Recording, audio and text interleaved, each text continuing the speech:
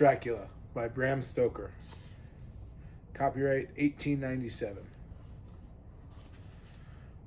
To my friend, Homie Beg. Chapter 1. Jonathon Harker's Journal. 3 May, Bistritz. Left Munich at 8:35 p.m. On 1st May, arriving at Vienna early next morning. Should have arrived at 6:46, but train was an hour late. Budapest seems a wonderful place. From the glimpse which I got of it from the train and the little I could walk through the streets, I feared to go very far from the station, as we had arrived late and would start as near the correct time as possible. The impression I had was that we were leaving the west, entering the east, the most western of splendid bridges over the Danube, which is here of noble width and depth, took us among the traditions of Turkish rule. We left in pretty good time, and came after nightfall to Klausenburg. Here I stopped for the night at the Hotel Royal. I had for dinner, or rather supper, a chicken done up some way with red pepper, which was very good but thirsty. Get recipe for Mina. I asked the waiter, and he said it was called paprika Hendel, and that as it was a national dish, I should be able to get it anywhere along Carpathians. I found my smattering of German very useful here. Indeed, I don't know how I should be able to get on without it. Having had some time at my disposal when in London, I had visited the British Museum and made search among the books and maps in the library regarding Transylvania. It had struck me that some of the foreknowledge of the country could hardly fail to have some importance in dealing with a nobleman of that country.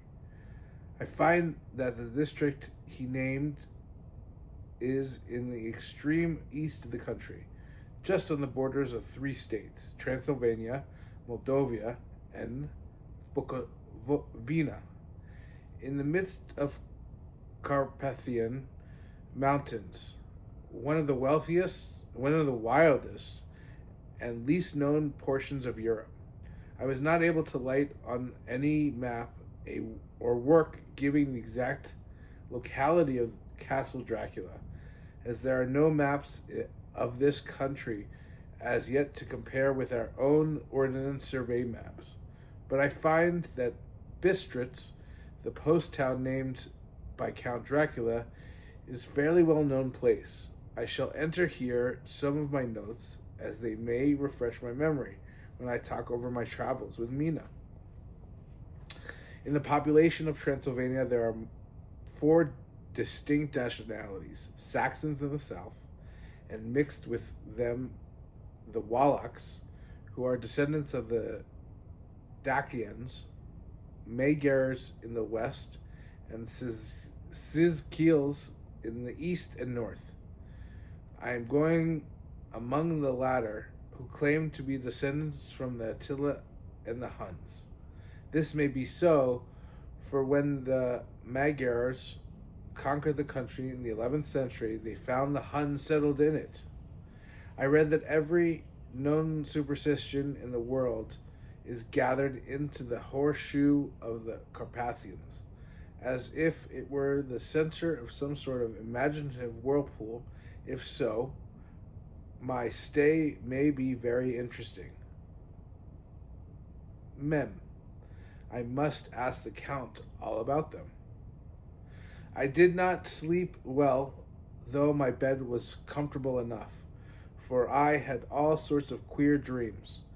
There was a dog howling all night under my window, which may have had something to do with it. Or it may have been the paprika, for I had to drink up all the water in my carafe and was still thirsty towards morning. I was still thirsty. Towards morning, I slept and was awakened by the continuous knocking at my door. So I guess I must have been sleeping soundly then. I had for breakfast more paprika and a sort of porridge of maize flour, which they said was mamiliga, and eggplant stuffed with forcemeat, a very excellent dish, which they call implitata. Mem, get recipe for this also. I had to hurry breakfast, for the train started a little before 8, or rather it ought to have done so, for after rushing to the station at 7:30, I had to sit in the carriage for more than an hour before we began to move. It seems to me that the further east you go, the more unpunctual are the trains. What ought they to be in China? All day long we seemed to dawdle through a country which was full of beauty of every kind. Sometimes we saw little towns or castles on the top of steep hills, such as we see in the old measles. Sometimes we ran by rivers and streams, which seemed for the wide stony margin on each side of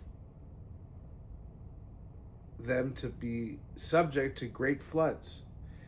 It takes a lot of water and running strong to sweep the outside edge of a river clear. At every station there were groups of people, sometimes crowds, and in all sorts of attire. Some of them were just the peasants at home, or those I saw coming through France and Germany with short jackets and round hats and homemade trousers, but others were very picturesque. The women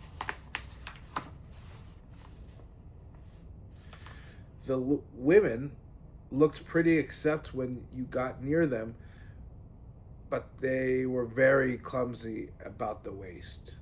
They had all full white sleeves of some kind or another, and most of them had big belts with a lot of stripes, or a lot of strips of something fluttering from them, like the dresses in a ballet. But of course there were petticoats under them. The strangest figures we saw were the Slovaks, who were more barbarian than the rest, with their big cowboy hats, great baggy, dirty white trousers, white linen shirts, and enormous heavy leather belts, nearly a foot wide, all studded over with brass nails. They wore high boots with their trousers tucked into them, and had long black hair and heavy black mustaches. They were very picturesque, but do not look prepossessing. On the stage, they would be set down at once as some old Oriental band of brigands. They are, however, I am told, very harmless and rather wanting in natural self-assertion. It was on the dark side of twilight when we got to Bistritz, which is a very interesting old place. Being practically on the frontier, for the Borgo Pass leads from it into Bukovina, it has had a very stormy existence, and it certainly shows marks of it. 50 years ago, a series of great fires took place, which made terrible havoc on 5 separate occasions. At the very beginning of the 17th century, it underwent a siege of 3 weeks and lost 13,000 people, the casualties of war proper being assisted by the famine and disease. Count Dracula had directed me to go to the Golden Krone Hotel, which I found to be, to my great delight, to be thoroughly old-fashioned, for of course I wanted to see all I could of the way of the ways of the country. I was evidently expected, for when I got near the door, I faced a cheery-looking elderly woman in the usual peasant dress, white undergarment with long double apron, front and back of the air English, front and back of the colored stuff, fitting almost too tight for modesty. When I came close, she bowed and said, "The Englishman?" "Yes," I said. "Jonathon Harker." She smiled and gave me some message to an elderly man in white shirt sleeves, who had followed her to the door. He went, but immediately returned with a letter. "My friend, welcome to the Carpathians. I am anxiously expecting you. Sleep well tonight. At 3 tomorrow, the diligence will start for Bukovina. A place on it is kept for you. At the Borgo Pass, my carriage will await you and will bring you to me. I trust that your journey from London has been a happy one, and that you will enjoy your stay in my beautiful land. Your friend, Dracula." 4 May. I found that my landlord had got a letter from the Count, directing him to secure the best place on the coach for me. But on making inquiries as to details, he seemed to somewhat reticent and pretended that he could not understand my German. This could not be true, because up to then he had understood it perfectly. At least he answered my questions exactly as if he did. He and his wife, the old lady who had received me, looked at each other in a frightened sort of way. He mumbled out that the money had been sent in a letter, and that was all he knew. When I asked him if he knew Count Dracula, he could tell me anything of his castle. Both he and his wife crossed themselves and saying that they knew nothing of at all, simply refused to speak further. It was so near the time of starting that I had no time to ask anyone else, for it was all very mysterious and not by any means comforting. Just before I was leaving, the old lady came up to my room and said in a very hysterical way, "Must you go? Oh, young heir, must you go?" She was in such an excited state that she seemed to have lost her grip of what German she knew, and mixed it all up with some other language which I did not know at all. I was just able to follow her by asking many questions when I told her that I must go at once and that I was engaged on important business. She asked again, "Do you know what day it is?" I answered, "That is the 4th of May. She shook her head as she said again, "Oh, yes, I know that. But do you know what day it is?" On my saying that I did not understand, she went on, "It is the eve of St. George Day. Do you know that tonight, when the clock strikes midnight, all evil things in the world will have full sway? Do you know where you are going and what you are going to do?" She was in such evident distress that I tried to comfort her, but without effect. Finally, she went down on her knees and implored me not to go, at least to wait a day or two before starting. It was all very ridiculous, but I did not feel comfortable. However, there was business to be done, and I could allow nothing to interfere with it. I therefore tried to raise her up, and said as gravely as I could that that I thanked her, but my duty was imperative, and that I must go. She then arose and dried her eyes, and taking a crucifix from her neck, offered it to me. I did not know what to do, for as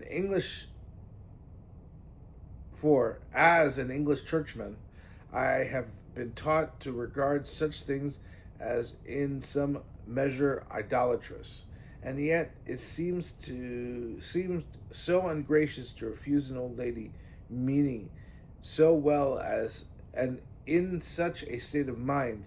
She saw, I suppose, the doubt in my face, for she put the rosary around my neck and said, for your mother's sake," and went out of the room.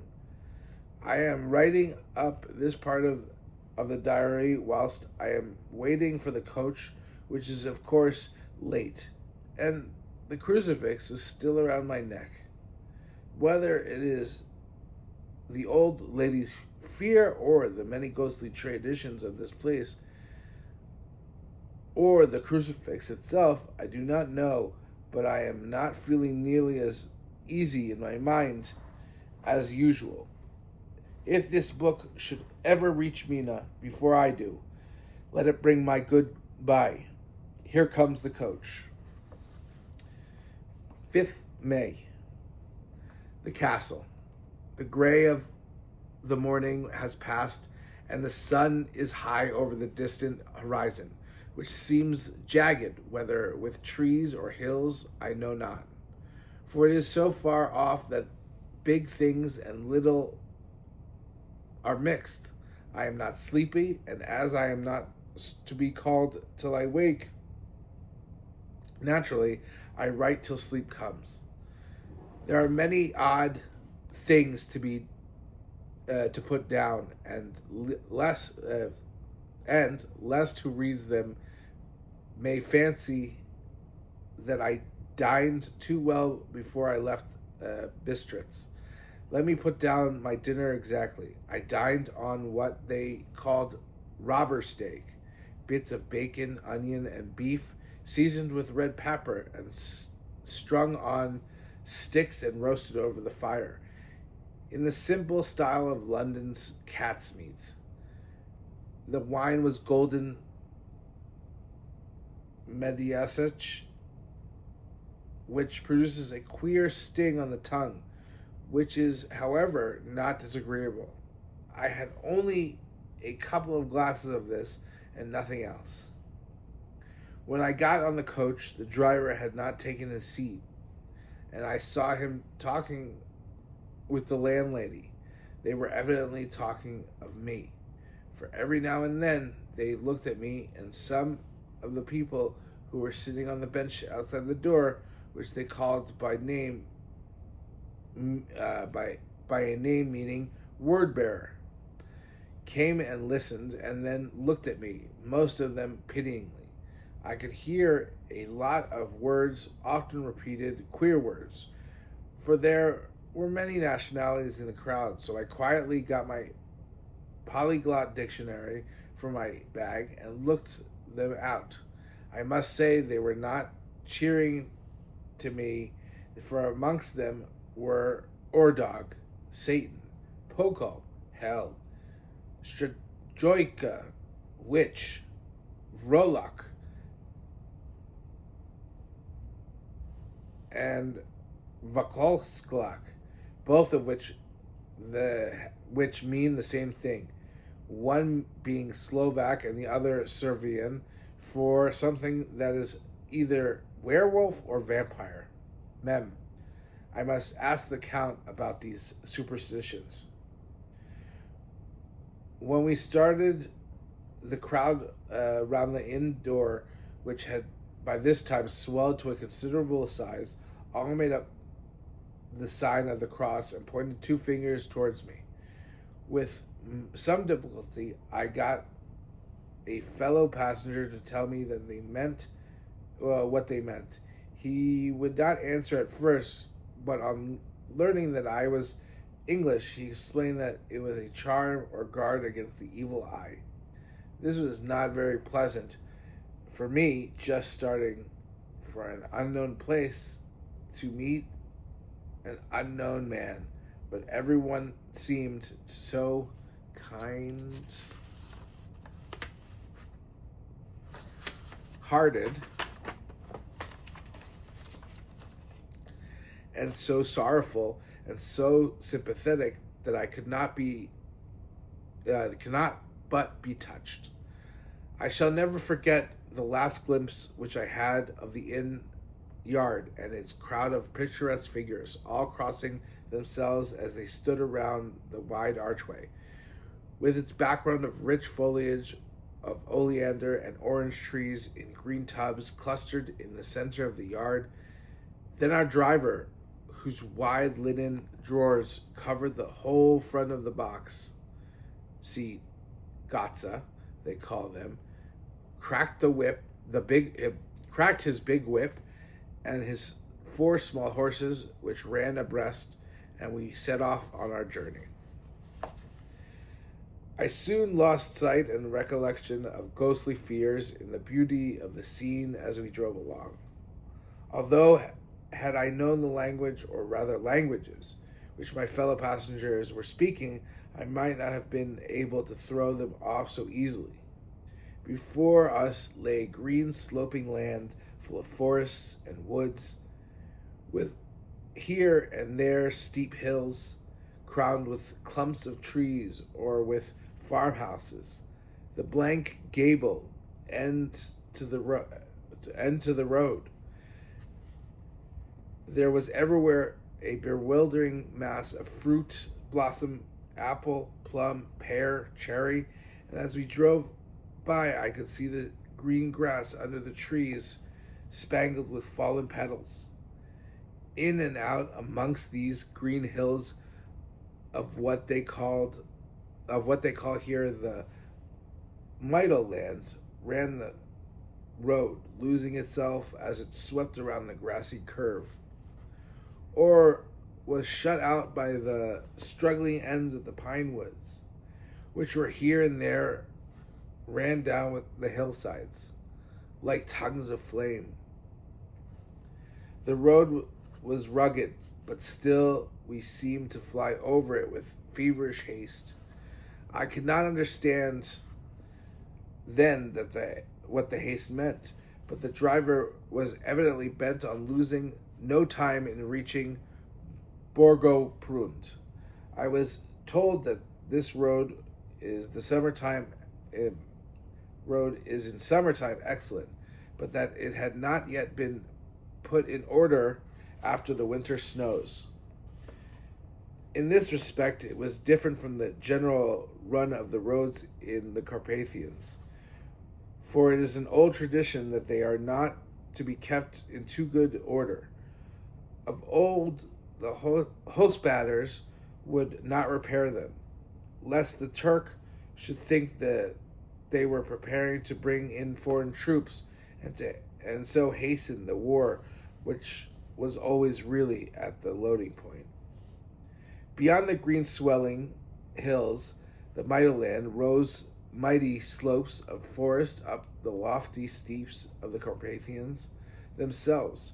Right and left of us they towered, with the afternoon sun falling full upon them, and bringing out the glorious colors of this beautiful range, deep blue and purple in the shadows of the peaks, green and brown where grass and rock mingled, and an endless perspective of jagged rock and pointed crags, till these were themselves lost in the distance, where the snowy peaks rose gradually. Here and there seemed mighty rifts in the mountains, through which, as the sun began to sink, we saw now and again the white gleam of falling water. One of my companions touched my arm as we swept around the base of a hill and opened up the lofty snow-covered peak of a mountain, which seemed, as we wound on our serpentine way, to be right before us. Look, ist in sechs, God's seat, and he crossed himself reverently. As we wound on our endless way, and the sun sank lower and lower behind us, the shadows of the evening began to creep around us. This was emphasized by the fact that the snowy mountain top still held the sunset and seemed to glow out with a delicate cool pink. Here and there was past Czechs and Slovaks, all in picturesque attire. But I noticed that the goiter was painfully prevalent by the roadside. Were many crosses as we swept by. My companions all crossed themselves. Here and there was a peasant man or woman kneeling before a shrine who did not even turn around as we approached, but seemed to, in the self-surrender of the devotion, to have neither eyes nor ears for the outer world. There were many things new to me. For instance, hay ricks in the trees, and here and there very beautiful masses of weeping birch, their white stems shining like silver through the delicate greens of leaves. Now and again we passed a lighter wagon, the ordnance peasant's cart, which its long snake-like vertebrae calculated to suit the inequalities of the road. On this were sure to be seated quite a group of homecoming peasants, the Czechs with their white and the Slovaks with their colored sheepskins, the latter carrying lance fashion their long staves with axe at end. As the evening fell, it began to get cold, very cold, and the growing twilight seemed to merge into one dark mistiness. The gloom of the trees, oak, beech, and pine, through in the valleys which ran deep between the spurs of the hills. As we ascended through the pass, the dark firs stood out here and there against the background of late lying snow. Sometimes, as the road was cut through the pine woods that seemed in darkness to be closing down upon us, great masses of grayness, which here and there bestrewed the trees, produced a peculiar, weird, and solemn effect, which carried on the thoughts and grim fancies engendered earlier in the evening, when the falling sunset threw into the strange relief the ghost-like clouds which amongst the Carpathians seemed to wind ceaselessly through the valleys. Sometimes the hills were so steep that despite our driver's haste, the horses could only go slowly. I wished to get down and walk up them, as we do at home, but the driver would not hear it.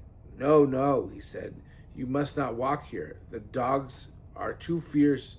And then he added, with what he evidently meant for grim pleasantry, for he looked around to catch the approving smile of the rest, and you may have enough of such matters before you go to sleep. The only stop he would make was a moment's pause to light his lamps. When it grew dark, there seemed to be some excitement amongst the passengers, and they kept speaking to him, one after the other, as though urging him to further speed. He lashed the horses unmercifully with his long whip, and with wild cries of encouragement urged them to go further exertions. Then through the darkness I could see a sort of patch of gray light ahead of us, as though there were a cleft in the hills. The excitement of the passengers grew greater. The crazy coach rocked on its great leather springs and swayed like a boat tossed on a stormy sea.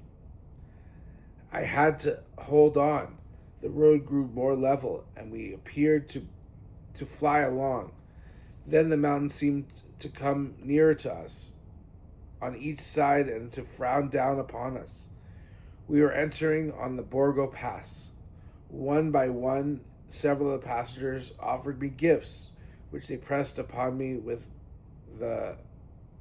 an earnestness one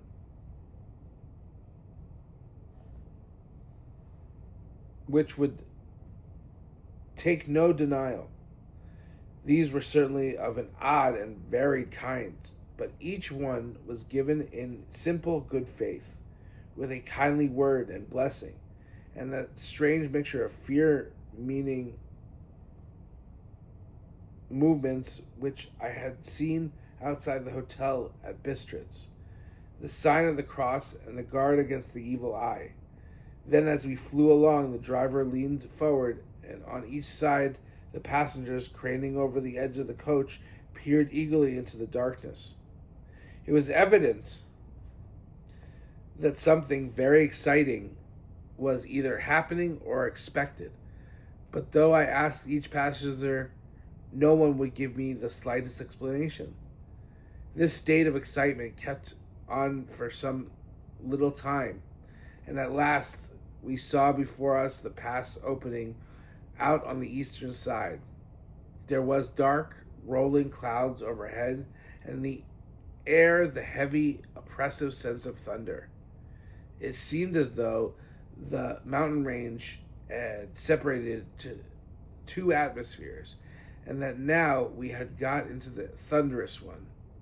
I was now myself looking out for the conveyance which was to take me to the Count. Each moment I expected to see the glare of lamps through blackness, but all was dark. The only light was the flickering rays of our own lamps, in which the steam from our hard-driven horses rose in a white cloud. We could see now the sandy road lying white before us, but there was on it no sign of a vehicle. The passengers drew back with a sigh of gladness, which seemed to mock my own disappointment. I was already thinking that I had best do, when the driver, looking at his watch, said to the others something which I could hardly hear. It was spoken so quietly and in so low a tone, I thought it was an hour less than the time. Then turning to me, he said in German, worse than my own, there is no carriage here. The Herr is not expected after all. He will now come on to Bukovina and return tomorrow or the next day. Better the next day. Whilst he was speaking, the horses began to neigh and snort and plunge wildly, so that the driver had to hold them up. Then, amongst a chorus of screams from the peasants and a universal crossing of themselves, a calèche with 4 horses drove up behind us, overtook us, and drew up behind the coach. I could see from the flash of our lamps, as the rays fell on them, that the horses were coal-black and splendid animals. They were driven by a tall man with a long brown beard and a great black hat, which seemed to hide his face from us. I could only see the gleam of a pair of very bright eyes, which seemed red in the lamplight. As he turned to us, he said to the driver, "You are early tonight, my friend." The man stammered in reply. The English Herr was in a hurry, to which the stranger replied, "That is why I suppose you wished him to go on to Bukovina. You cannot deceive me, my friend. I know too much, and my horses are swift." As he spoke, he smiled, and the lamplight fell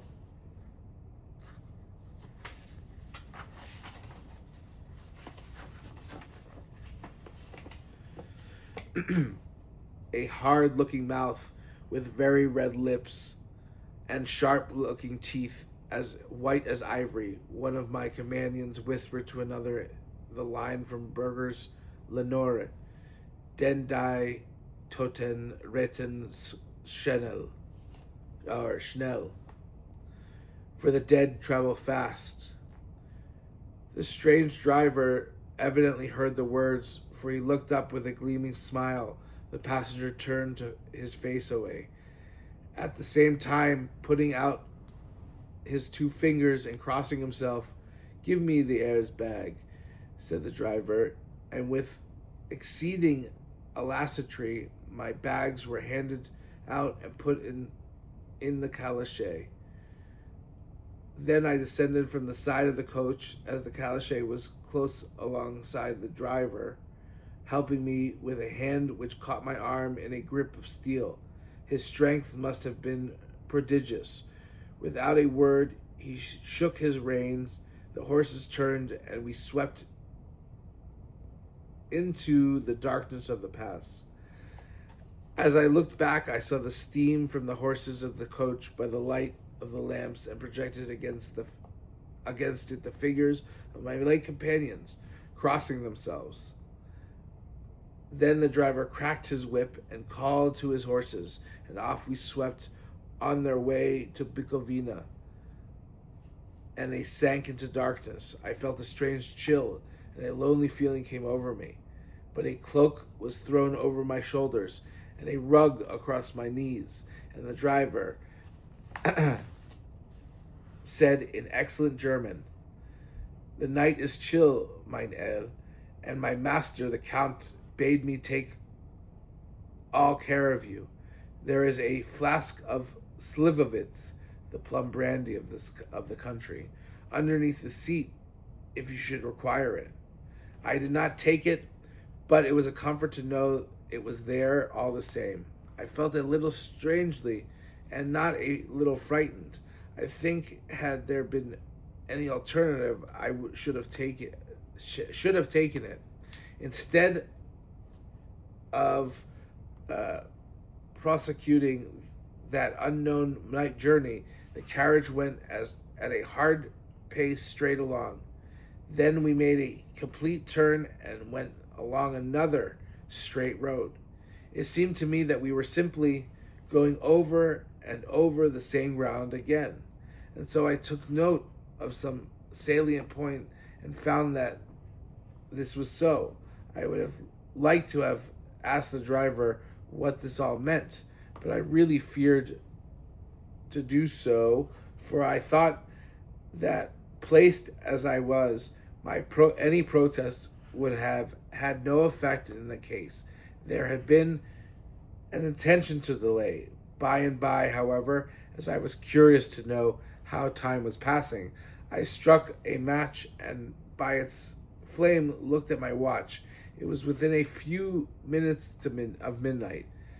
This gave me a sort of shock, for I suppose the general superstition about midnight was increased by my recent experiences. I waited with a sick feeling of suspense. Then a dog began to howl somewhere in a farmhouse, far down the road, a long, agonized wailing as it from fear. The sound was taken up by another dog, and then another, and another, till borne on the wind, which now sighed softly through the pass, a wild howling began, which seemed to come from all over the country. As far as the imagination could grasp it through the gloom of the night.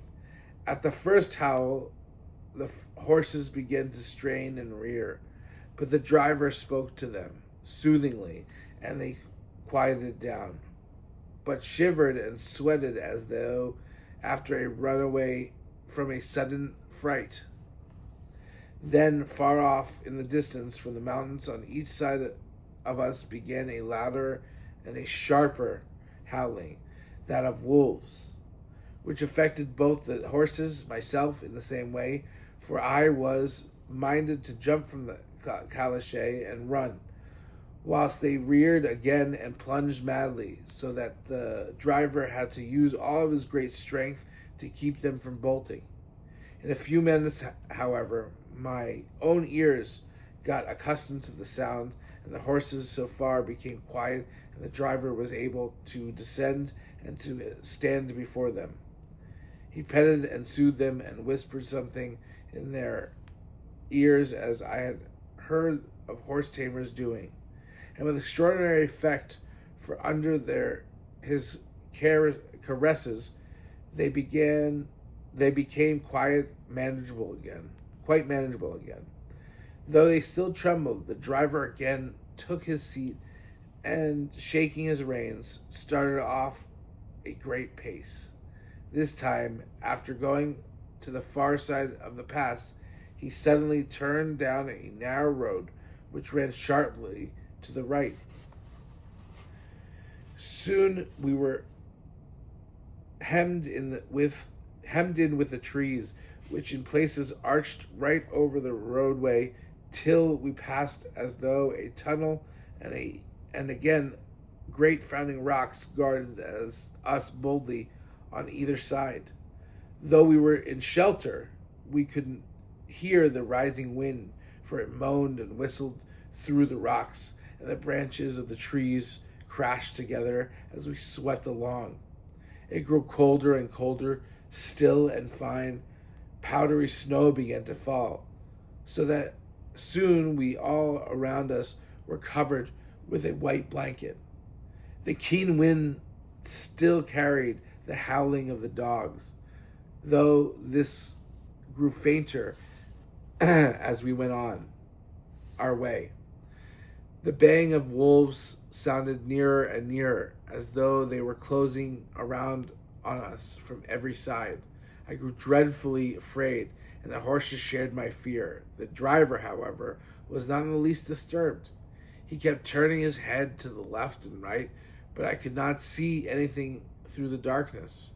Suddenly, away on our left, I saw a faint flickering blue flame. The driver saw it at the same moment. He at once checked the horses and, jumping to the ground, disappeared into the darkness. I did not know what to do. The less as the howling of the wolves grew closer. But while I wondered, the driver suddenly appeared again, and without a word took his seat, and we resumed our journey. I think I must have fallen asleep and kept dreaming of the incident, for it seemed to be repeated endlessly. And now, looking back, it is like a sort of awful nightmare. Once the flame appeared so near the road, and even in the darkness around us, I could watch the driver's motions. He went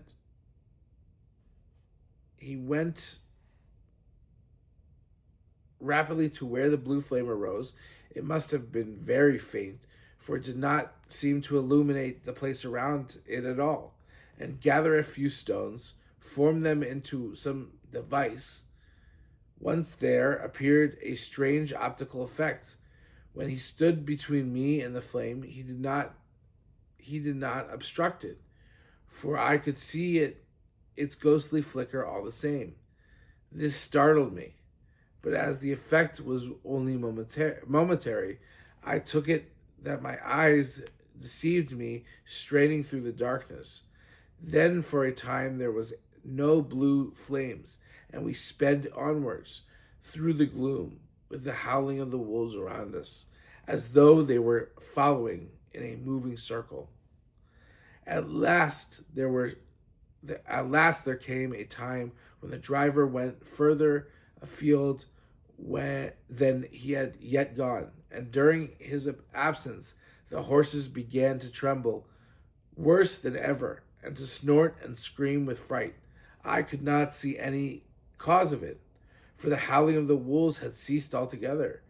But just then the moon, sailing through the black clouds, appeared behind the jagged crest of a beetling, pine-clad rock, and by its light I saw around us a ring of wolves, with white teeth and lolling red tongues, with long sinewy limbs and shaggy hair.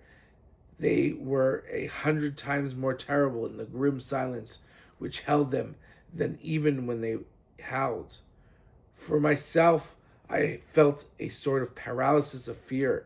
It is only then a man feels himself face to face with such horrors that he can understand their true import.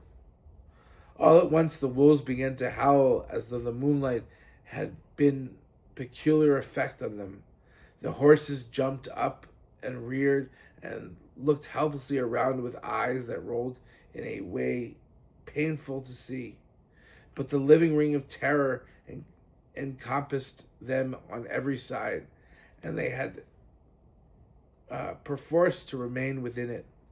I called to the coachman to come, for it seems to me that our only chance was to try to break out through the ring and to aid his approach. I shouted and beat the sides of the calash, hoping by the noise to scare the wolves from the side, so as to give him a chance of reaching the trap.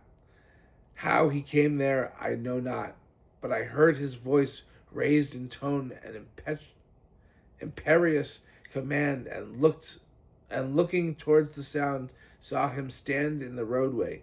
As he swept his long arms as though brushing aside some impalpable obstacle, the wolves fell back and back further still. Just then a heavy cloud passed across the face of the moon, so that we were again in darkness. When I could see again, the driver was climbing to the calash, and the wolves had disappeared. This was all so strange and uncanny that a dreadful fear came upon me, and I was afraid to speak or move. The time seemed interminable as we swept on our way, now in almost complete darkness, for the rolling clouds obscured the moon. We kept us on ascending, with occasional periods of quick descent, but in the main always ascending. Suddenly, I became conscious of the fact that the driver was in the act of pulling up the horses in the courtyard of a vast ruined castle, from whose tall black windows came no rays of light, and whose broken battlements showed a jagged line against the moonlit sky.